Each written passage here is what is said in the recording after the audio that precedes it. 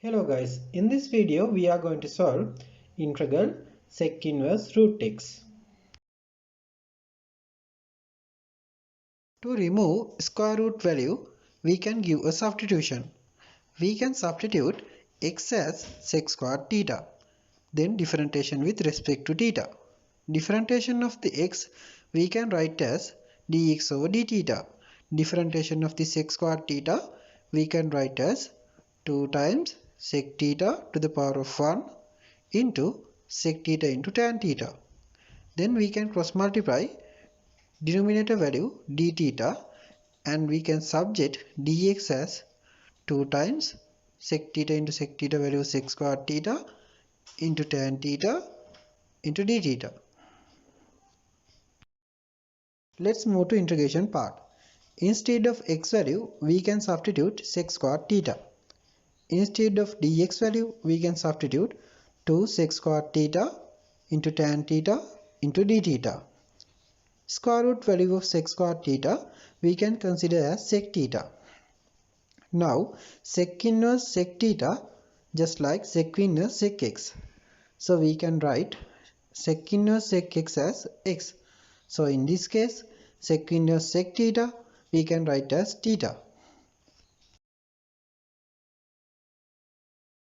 2 is a constant, so we can bring that 2 value outside of the integral. After that, integral theta tan theta to the power of 1 into sec squared theta. To simplify this integral, we can use integration by parts method. We can give priority for tan theta to the power of 1 into sec squared theta terms.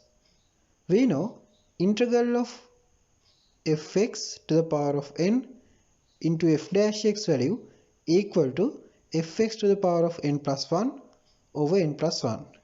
Here f dash x means differentiation of the fx.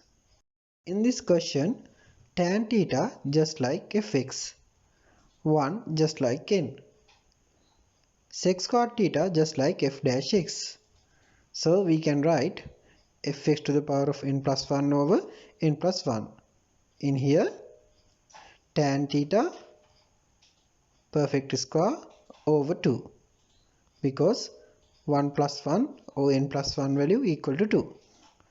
We can write theta term as it is.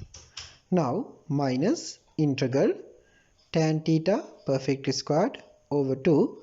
Now differentiation of the theta. Differentiation of the theta with respect to theta equal to 1.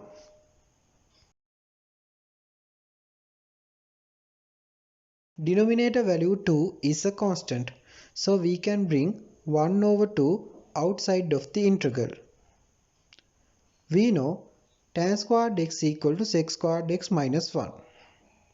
In here, instead of tan squared theta, we can write sec squared theta minus 1.